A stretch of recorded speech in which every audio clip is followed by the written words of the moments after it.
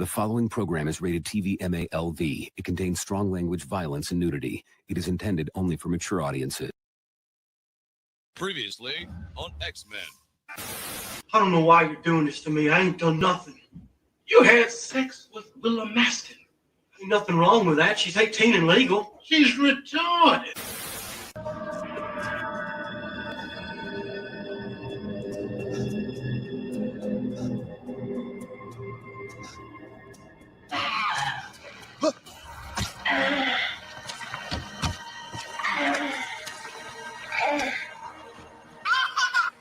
Anyway, I started blasting. Shit. Clarence is gonna. Shit, as far as shit. I took shit, partner. And it's your people up in my shit. Shit, partner, you should be paying me a fee. Shit.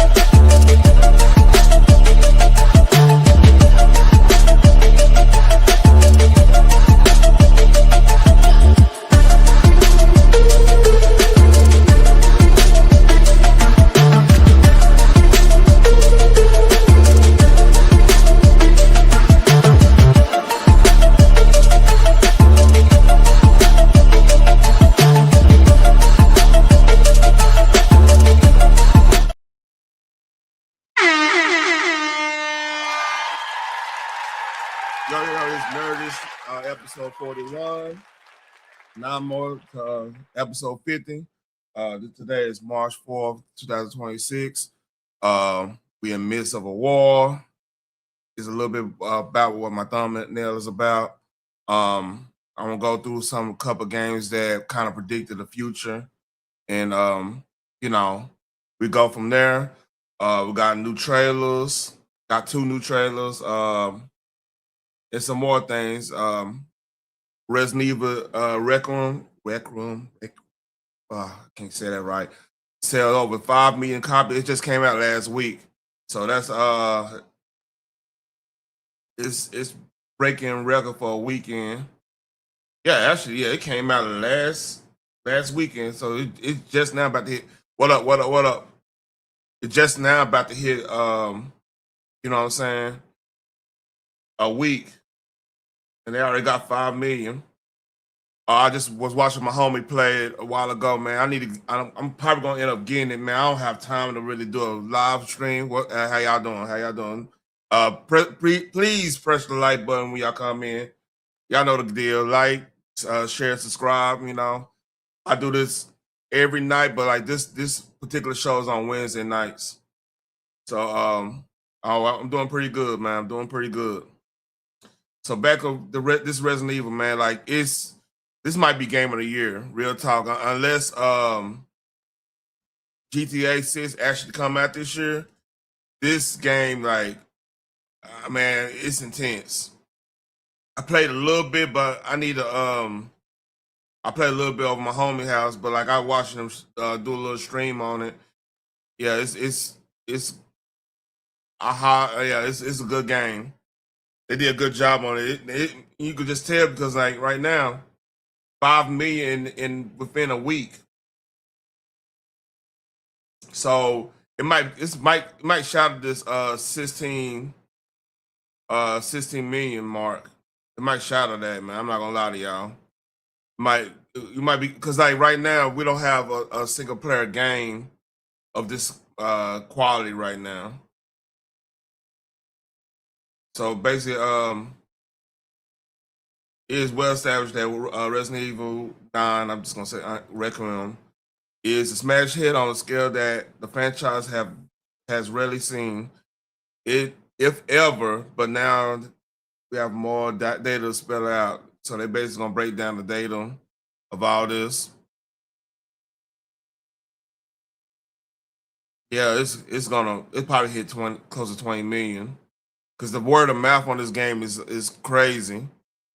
Resident Evil Requiem. I already said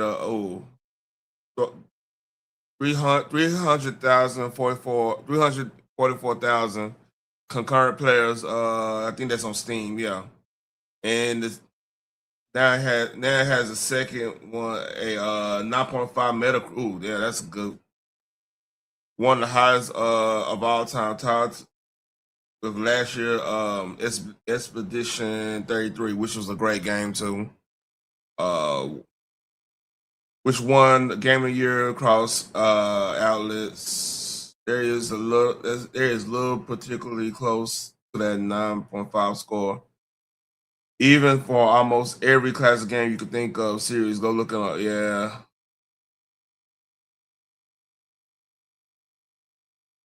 So, all right. So the question is why? Why this game? Why this level of blockbuster? A perfect storm of reason, really. It's base quality, the return of fan favorite Leon. He was in Resident Evil 2 and 4, and a little bit 3. And not much competition during this release window, make it easily the biggest game of 2026 so far. Also, I think there is a general hunger for high quality single player games in a market full of live service multiplayer offerings every month. So games like this are often getting harder and harder to justify their budgets, even with big sales.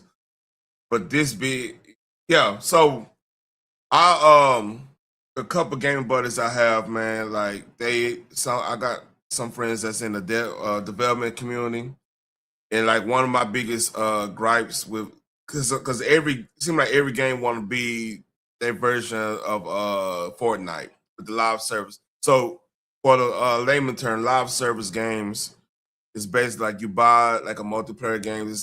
It's always online, and they get most of their money from like you buying skins, like on you buy skins through like their little currency system. Like you buy like whatever coins and then you buy the skins, and that's how they pretty much make their money every quarter. It's good. It's a good business model for like an online shooter, but it kind of kills innovation because like if you're a publicly traded company, let's say like a Tencent, Epic Games, and EA is private now. Tencent I think it's half and half. So you have like them type of like they publicly traded. There's no incentive to put a lot of money into a great single player experience. Like right now, it's hard. It would be hard to justify spending 50 million, 50 to 100 million in budget on a single player game that might barely make that nut again, pretty much, financially speaking. So yeah, this are normally, but like I think people are ready for them type of games. Like what got people loving Expedition 33 because it was a turn based RPG, which you not gonna find too many of those anymore for numerous reasons. Number one, like that style, it's hard to innovate that style because like oh shit, yeah, it's hard to innovate that style because it's really about the story there. Like you are playing like the old Final Fantasies, the gameplay was pretty secondary compared to like the story. Like people, like even the Final Fantasy VII, that became such a big thing because like the story was so deep and like it was so engaging. You had to kind of figure out what is actually going on with Cloud, Sephiroth. Is a lot of stuff in his head? Is he it's the whole is he a trustworthy narrator in some cases? So it builds up intrigue. So like the turn-based system, the fighting system, yeah, I mean some people love that fighting system, but like it's secondary to the story. It was a way to have a big, deep pause. You have a in-depth gaming experience when I'm talking about like story wise and stuff. Cause like those games, man, they were like 3 discs, uh 80 to 100 hour games with fully completed. You probably talking about 120 hours, like to get all the side quests, get out all the items, get everybody level up a certain to 99, have all the pretty much all the abilities they supposed to have. Yeah, that's a chore. But in order to be able to do that on a goddamn CD-ROM, you have to the turn-based system was like perfect for that because you're not really using so much data in the fights compared to like a dynamic action RPG type situation.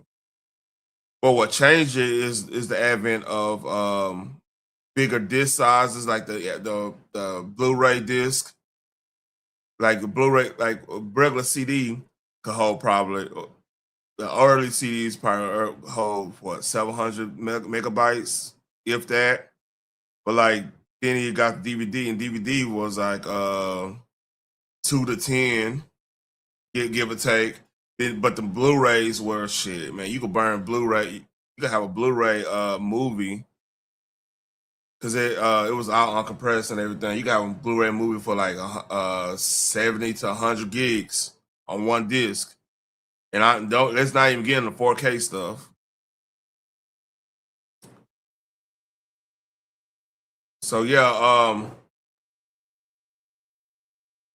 getting a single player experience like this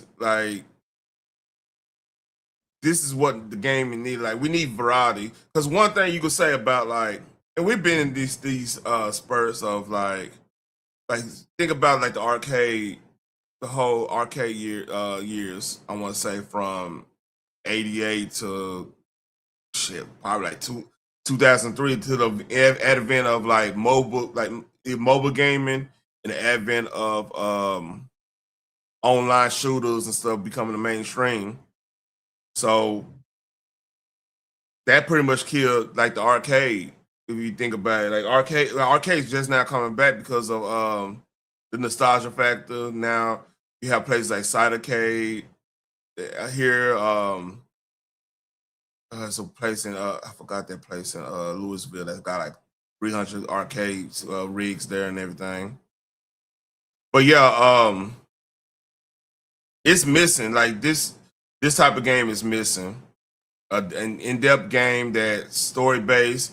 You got a little nostalgia factor because it's placed in Raccoon City. If y'all don't know anything about Resident Evil, Raccoon City was the place of Resident Evil 2. It's like the 30th or 40th anniversary of that. Hold on. 30th. Because it came out in 96, I believe. That might have been the original one, came out in 96. So the original was on the outskirts of Raccoon City in a mansion or whatever. And Resident Evil 2 was in Raccoon City again. And Resident Evil 3 was in this one's in Raccoon City. Like Raccoon City, if y'all watch Resident Evil 2, the movie, it was in Raccoon City too. So that's like a fan favorite spot. What Resident Evil 2 and 3 is like highly renowned. Next, I mean, not more than I don't know. It might be on the par with Resident Evil 4. But yeah, it's selling 5 million within a week. And it's probably gonna go up as across all platforms. So there's that. All right. To the main story.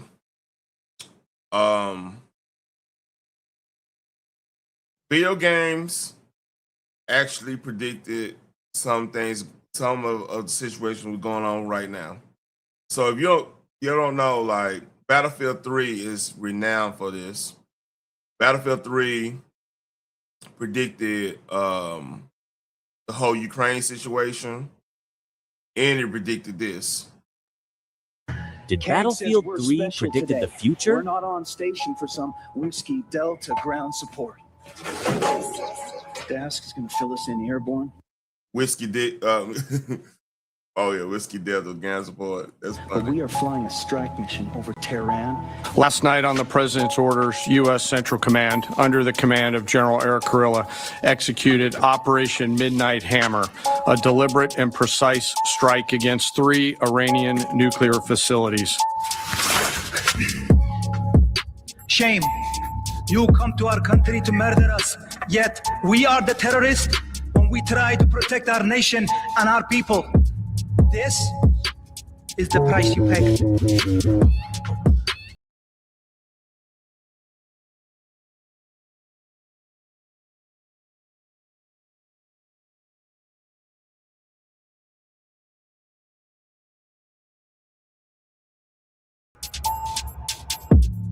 And it's not going exactly like that because we was a little more successful with that airstrike and everything. But yeah, that's one instance, and then the conflict between us and Russia in Ukraine and elsewhere, they kind of predicted that. But this one, shout out to Ink Slash. I follow him, man. He a good dude. But this is about Call of Duty Ghosts, and this is eerie. I'm gonna play a little bit of this. Matter of fact, I'm gonna put it in his video in the description. Salute to him, man. Good YouTuber. Was not planning on making this video, and I know we said we'd be working with the new editor, but this thing happened fast and it absolutely needs to be talked about. Dr. Disrespect has been arrested. Dude, that's not the doc, man. But it looks like, yeah, I know, it looks exactly like right. So what actually happened here is, once again, just like last year, almost this exact same thing happened where Call of Duty predicted the future. If you don't know what happened in the real world over the last couple days, is basically America invaded Venezuela and took their president captive. I'm not kidding.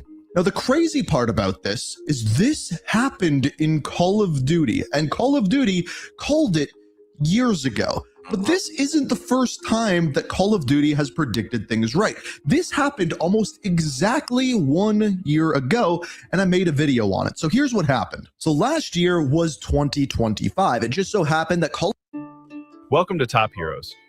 It all starts with a small fire. 2 was placing. Call of Duty Black Ops 2 took place in 2025. I know it's weird to believe that now Call of Duty Black Ops 2 is a video game that actually took place in the past. I know, that's weird to begin with, but what's even weirder is that this game was created in the year 2012, and it predicted so much correctly about what happened in the real world in 2025.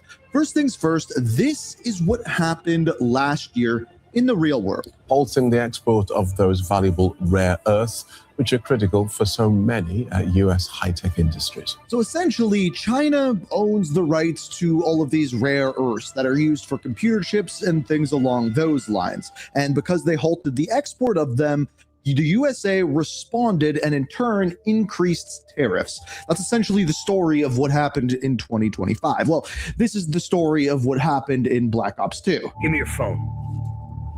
Go ahead. Rare earth elements. Whole fucking world runs on this shit. Who controls all of it? China. So quite literally, those rare earths are... All right.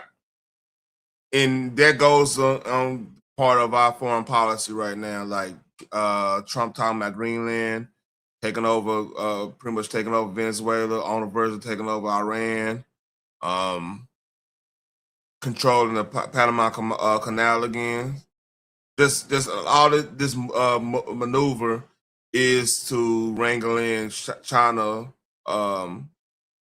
getting too big for their britches, so to speak. What caused the war that happened within Black Ops 2. But a very similar thing is happening once again in 2026.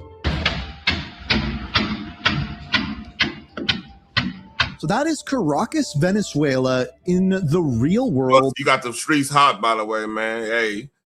Might need to get off them panels, man. I'm gonna keep it a buck with you. But you the homie, man. On January 3rd. This is Caracas in Call of Duty Ghost. Yup. I don't want to play this game on screen. It does. Now, to understand how these two are actually tied together and how, once again, Call of Duty predicted the real world, you first have to understand the backstory of Call of Duty Ghosts. So let's go into what the Ghosts actually are and how Venezuela ties into the whole thing. It was a different time, a different enemy. 60 men from Tier 1 teams were sent to face down a force of 500 enemy fighters. Their objective? To force the enemy back from a civilian hospital and keep its occupants alive. For 3 days, they held their ground. The enemy's numbers this gang got bad. The 60 were cut down to 15. This is Ghost Stories. It tells the story of a group of 15 soldiers that survived during the Tel Aviv War, protecting a hospital and eventually eliminating all of the enemy soldiers. Now, this is where the story of Call of Duty Ghosts begins, during the Tel Aviv War. Because you see, once this all went down, the United States, NATO, Russia, China, and even India were all running out of natural resources, and the main of which was actually oil. This is when the South American countries all banded together to create an army called the Federation. The Federation is what we were fighting against. So to come out of this Tel Aviv war, thousands and thousands of soldiers perished. However, who didn't was this small group of soldiers who were said to have supernatural powers. And here is how the enemy referred to them as. Yeah. When the dust and sand had settled, only one of the enemy had survived. He was picked up in the desert, wandering aimlessly, traumatized. He expressed warnings to others of a force so menacing and unbeatable, it could only be described as supernatural. He called them ghosts. Yeah, this game came out. So you may be wondering why in Call of Duty Ghosts they wrote the launch game with the PlayStation 4, I believe. Venezuela as kind of like this world leader. It seems like a kind of odd pick to lead South America in the Federation, but it's actually not. And I think it's better that I don't explain it to you, but rather Jim from The Office. Let me ask you this. Which one of these places can claim to have the largest oil deposit on the planet? More than Saudi, more than Iran? The fact is that Venezuela is arguably the single greatest resource of oil and minerals on the planet. Okay, yeah, I know that was Jack Ryan, but yeah, Venezuela is incredibly rich when it comes to natural resources, hence why the world, once all of the natural resources were kind of out of Saudi Arabia, they joined together to create the Federation Army. That explains why we did what we did with Venezuela. Basically fight back against the United States. So the year is 2016, and it's when the Federation Army is just coming to be. The Ghosts are then sent into, well, Caracas. The man could walk through hell and not get burned. Ghosts were the best of the best, but Rourke was the reason we were feared. We are here for one man. Amalgo, follow my lead. Derek, AJ, left leg, Elias, you're with me. So this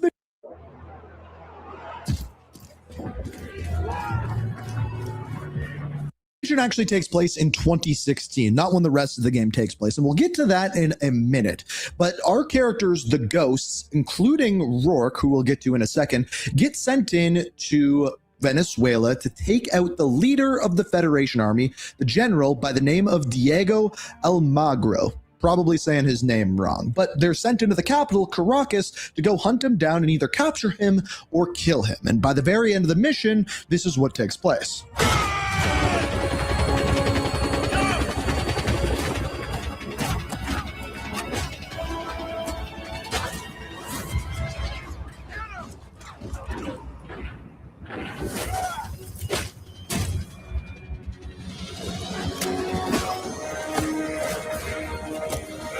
This game was crazy.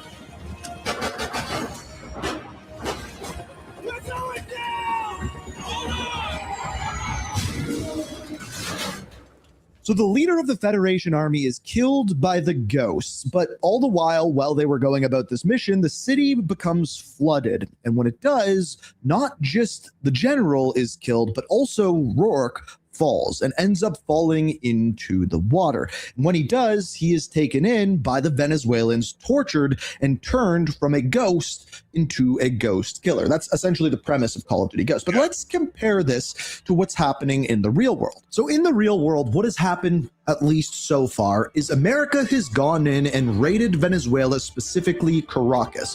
Why? By the way, I don't know if I ever said how gangster that whole raid was. And this is the crazy part. Trump waited till the Chinese delegation came over there and pulled this shit. It was cold, man.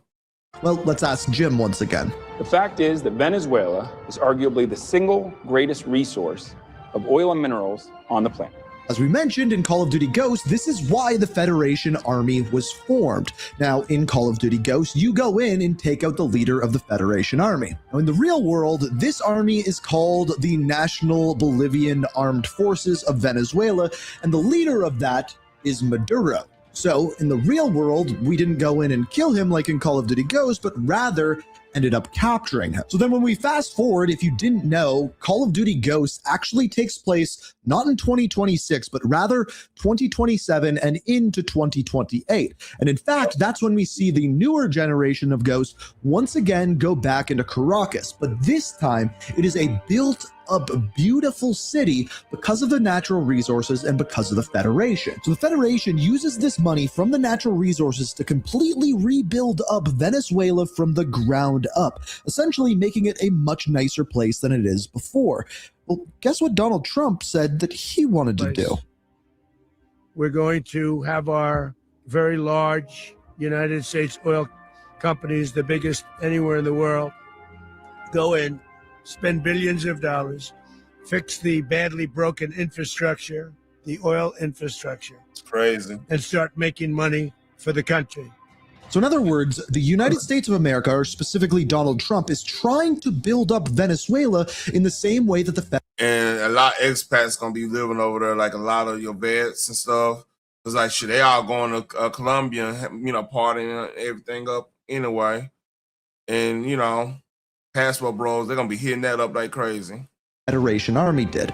Now here's the big worry is in Call of Duty Ghost, once they go in and take out the leader of the Federation Army, does anybody know how they responded? Let's just say hopefully this is where Call of Duty Ghost stops predicting the future. You, just you, building your app. Shout out to Ink Slasher, man. Good YouTuber. Hardcore Call of Duty YouTube and everything. But I'm gonna go to the next one. This is the next one. This is crazy. Now been talking about AI for a couple years now. I want to say the first time people started really getting into the AI stuff was like probably 2021. Even though they had AI stuff already, like your Siri or your Alexa stuff. That's all AI stuff. But like when it became a real big deal was around that time, like from like the Chat GPTs and stuff like that. So this game, Metal Gear Solid 2, I believe, came out 2002. Don't quote me. Hold on. Metal Gear Solid 2.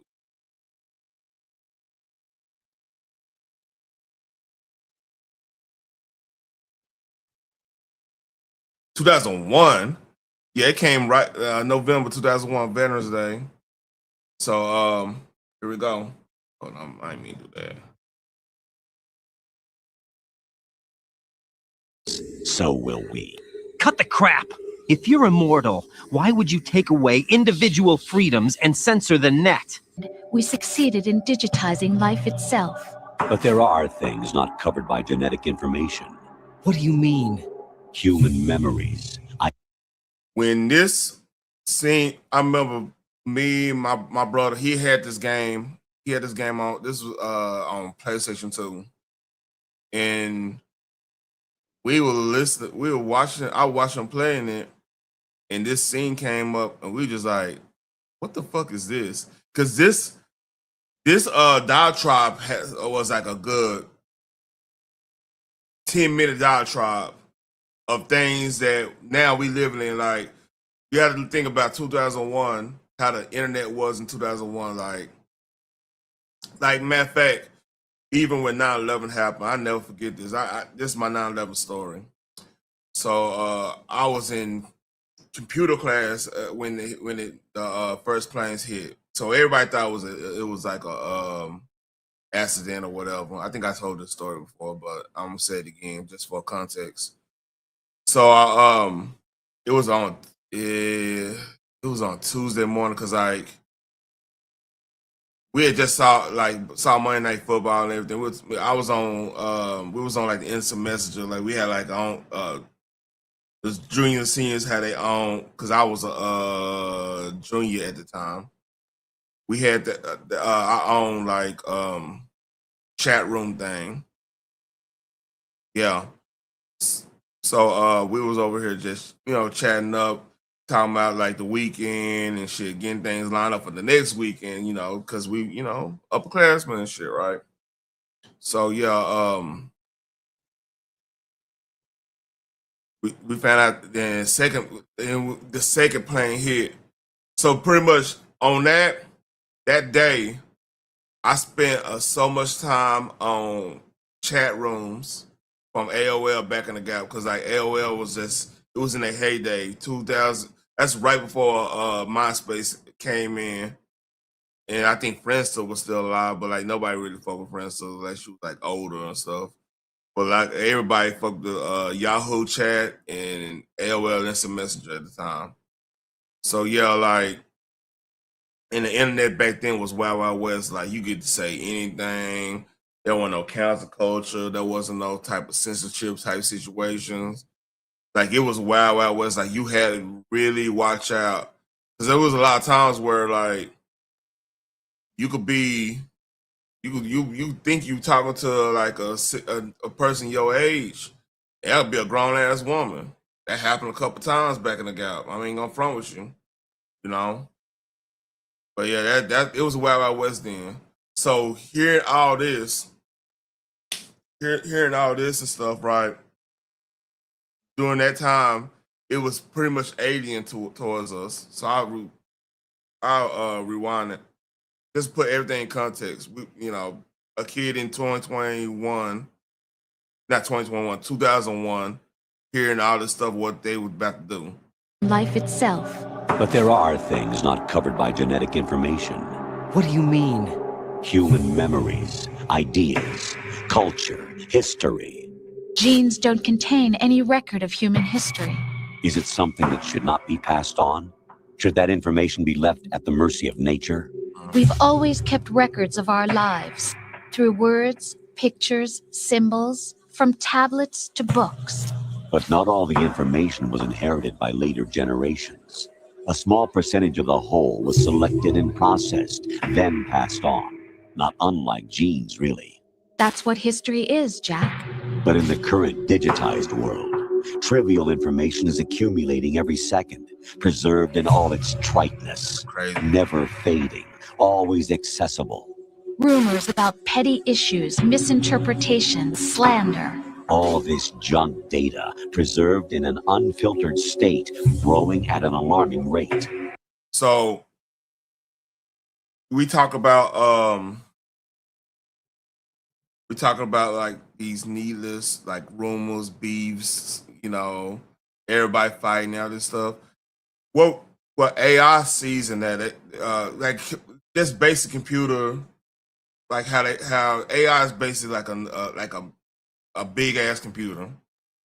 So like on your computer, right? If you got waste, like you got a whole bunch of stuff in your fucking recycle bin or something like that, or like a whole bunch of temporary files and stuff. Sooner or later, your computer gonna let you know, hey, you need to get rid of this. This stuff is useless. This is junk. If you need to free up space. So AI look at that the same way. Like AI it's gonna. I mean, it depends on how it's programmed, but it's gonna see like these needless beefs, these little situations they don't really understand. They're gonna look at it as trash data, and that's basically what AI is gonna eliminate that. Even though that's something that's part of the human experience, like you interacting with somebody else and you having a certain type of reaction. Either it's like you angry at them, or any type of react that they're not gonna take that and use that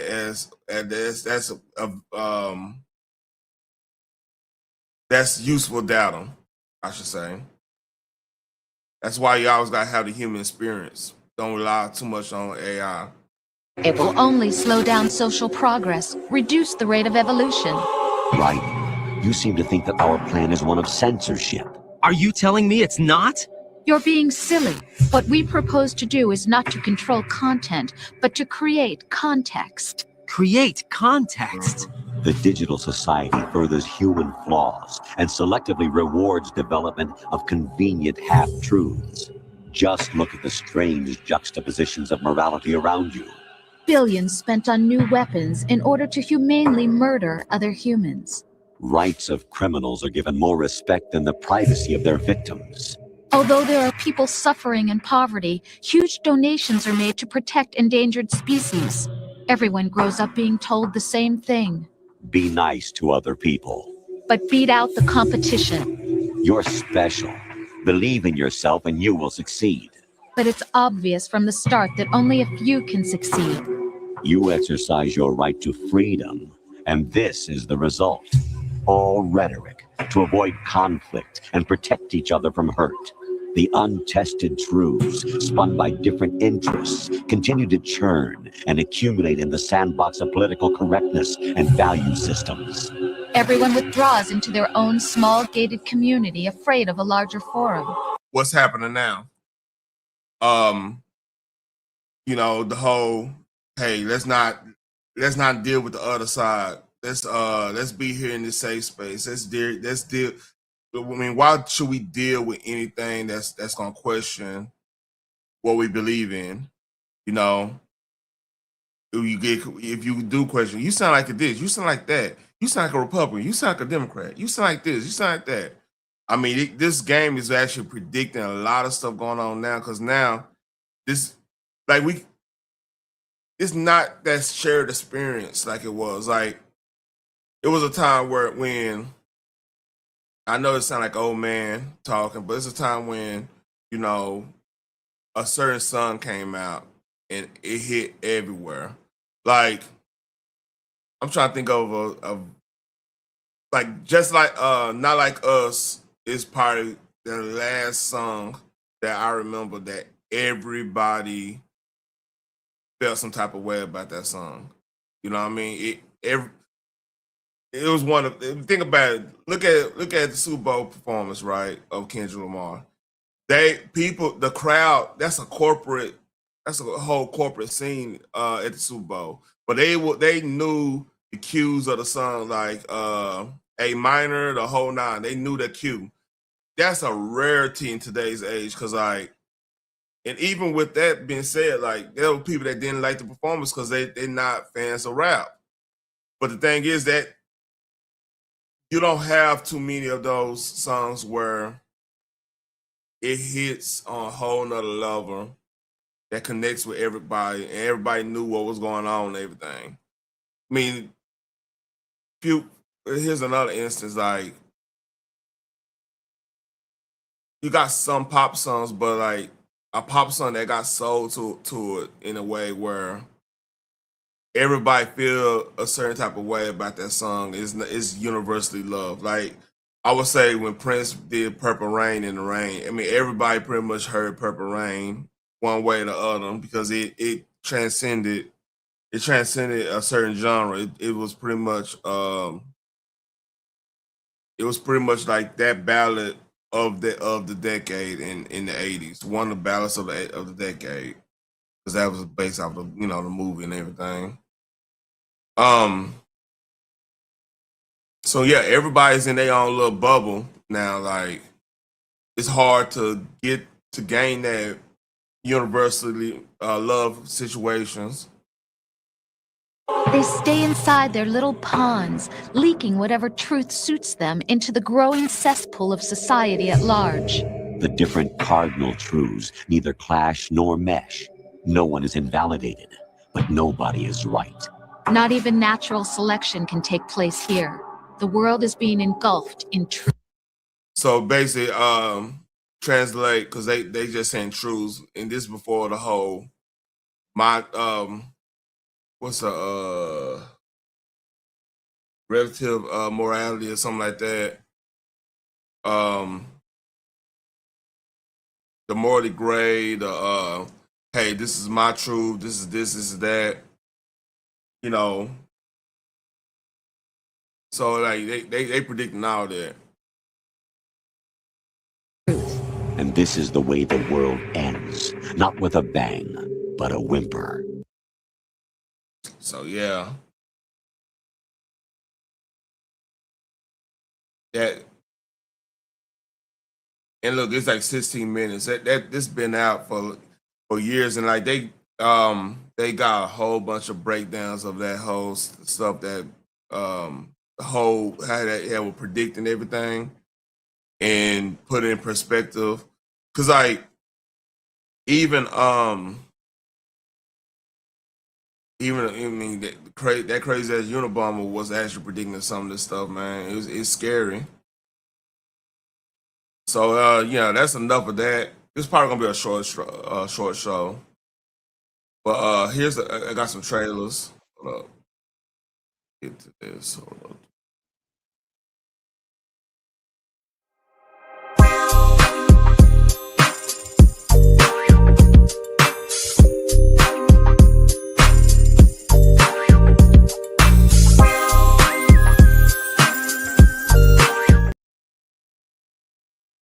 Sorry, we're all out of half and half. We can only do an exchange. No, breadsticks are extra. I'm sorry, ma'am.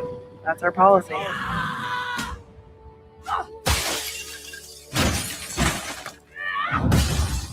The fuck is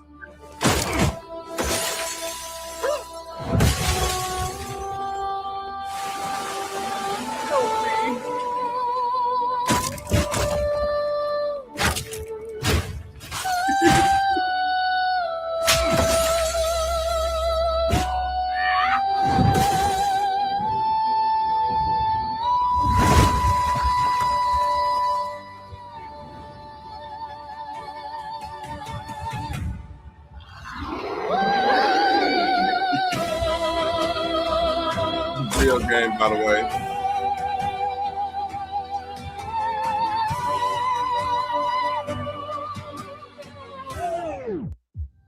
Sorry, we're... So that is Karen, the video game. Crazy. And one more of this.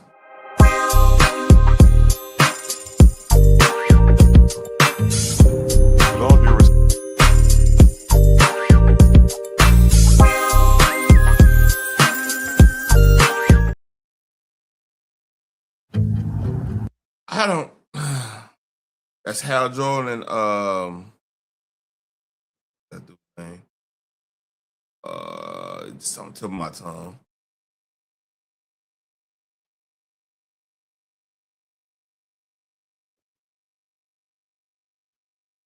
Jon Stewart.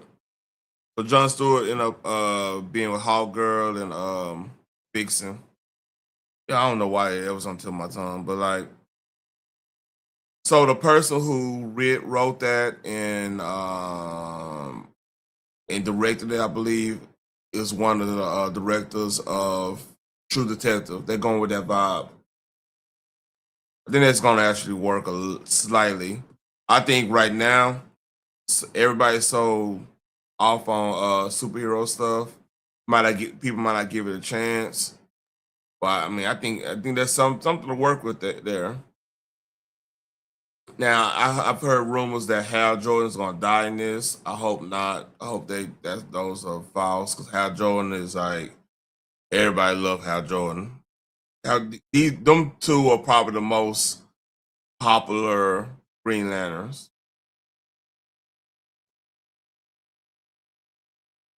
So that's the trailers. And speaking of the Karen one, like that shit's crazy. Like that's right now, that's very controversial because like you got people saying, saying the obvious things. Maybe it's a little this, a little that, Then it's a caricature of people. It's controversial, the Karen gang. And yeah, I don't know how to feel about it. It's funny to me. Slightly. But hey. I'm gonna leave it with these two last stories, and I'm almost out for the count, man. I've been working all day. So this is a funny exchange. I might go deeper in depth tomorrow on TTB after dark, but which I don't know. Like Minnesota Governor Tim Walz had to go to Congress to be questioned about the fraud in Minnesota. So let's read. What is a woman? Have you learned that lesson? Do you know what a woman is? I'm the governor of Minnesota, Congressman. know what a I'm not woman here is? to be your prop for your Okay, obsession. so I if you taught middle can't school your define what a woman obsession. is, you certainly can't define what fraud is. If you can't even define what a woman is, you can't define fraud. How much money was spent on autism in Minnesota in 2017, Governor? I don't have those numbers in front of me, Congresswoman. Did you prepare for this hearing today? Did you I do did. any I preparation take for this hearing Congress today? seriously. And you've seen the numbers about autism fraud in Minnesota. So we're going to do some Minnesota math with you today, okay? Are you ready? How much money was spent on 2017 for autism in Minnesota? How much? I don't know. I wasn't the governor. Okay. Did you not just say that you prepared for this hearing today? Oh, $1 million. that's Okay? Mason A on quick his Google search ass. or using your AI could tell you $1 million was spent. How much money was spent on autism in Minnesota in 2024? I don't have the number in front of me. As Were you governor I in don't- 2024? I was, but I'm not the Okay, head so of your HHS. excuse before that you didn't know what 2017 autism numbers were because you were not governor, and today you can't answer the numbers about 2024 as governor, and you still said you prepared for this hearing today. It's unbelievable. $343 million. Dang. So yeah, we're gonna talk more about that tomorrow. That's just a little sneak peek. And I'm gonna leave off on this. I after this, I really don't have too much to talk about. But Drewski was on Breakfast Club, and this was pretty funny. And this is a whole genre of comedy about like shout out to Big Jaw, the whole lesbian homegirl, homie skits and stuff. You have a whole bunch of like lesbians going with dudes now and stuff. It's crazy right now. That's a big thing going on. But hey, let's read. One thing I do appreciate about you, Drewski, is how you show love to studs, man. We don't have enough appreciation for studs. Straight up. And never have. What Straight made you up. start showing studs the love you do? Well, studs, people don't understand that studs have an appealing touch. Truthfully, like you can share clothes with them. Okay. You could vibe with them. Sometimes they could be a bro. Like when you hanging out with a girl and you be like, damn, I feel like I can't express my feelings to her because she's going to think I'm weak. Studs, they understand that. They got periods, bro. You know what I'm saying? So it's like talking to your homeboy, but with like feelings. It's like talking to a homie, but you can also hit on the side if she with it. You never know. Sometimes the studs, they be sneak dicking. The studs, they don't tell y'all that. That's what I'm saying. They don't tell y'all that. Studs be sneaking. There's a whole group of people that are like. Yeah, it's called really sneak into dicking. studs. It's a whole thing. It's a term. They call it sneak dicking. Studs call it sneak. One thing I do appreciate. Yeah. Them was crazy, man. Yeah, man. Hey, by experience, I ain't gonna say by experience. That say like I'm actually out there doing that, but like that's the weirdest feeling ever when you get flirted with somebody you think is a stud, a full out lesbian. They flirt with you. That's like the weirdest feeling. Like what's going on here? So yeah, there's something to that. But hey, people do a lot of stuff for social media buzz too. So yeah. I think that's gonna be about it tonight. It's a short nerdish. I think I stated everything I need to state. I might drop the link a little bit. We're getting close to the hour mark. Like I keep it a buck. It's been pretty slow, nerd news wise, because like a lot of stuff is about to hit up probably middle of this month, and then we got a lot of movies coming out in April, May, June, July, and a lot of shows coming. Like June, we got House of the Dragon coming out. And on top of that, I think July, that's when the Spider-Man come out. I think they got like in June too, they got like a Punisher special coming out. You got a couple weeks from now, we got Project Hail Mary. That's a science fiction movie. I'm not gonna. It got music. I will post the trailer for that. Looks interesting. Got a lot of games coming out too. So right now, this is kind of low. That's why like Resident Evil 9 was such a hit, because it's really not that much stuff out right now. But hey, I dropped the link if anybody want to come. If not, I'm about to go ahead and end this. See if there's any other.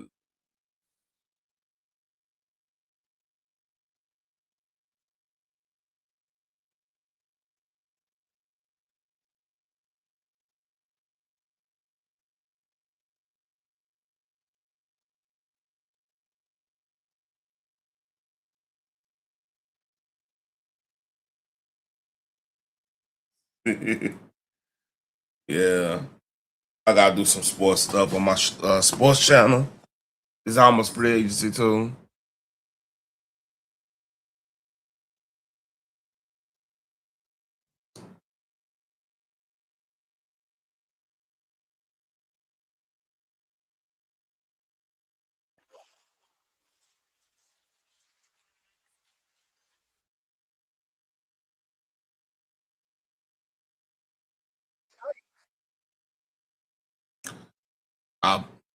This is a preview for tomorrow.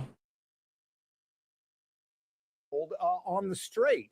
Look, assume that China wanted to move on Taiwan, right? There's a military response, but now we have a massive energy response, which is we simply don't allow any tankers to ship oil from the Persian Gulf through the Strait of Hormuz. We can do it. It might have been a little bit dicey had we not taken out the Iranians.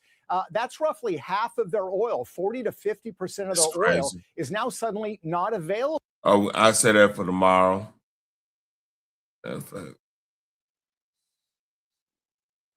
Say that for tomorrow.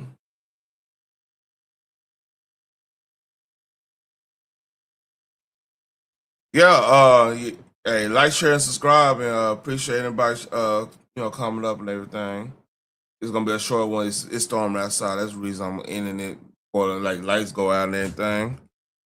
So appreciate everybody showing up. Russell, Phoenix, everybody, the new faces, and peace.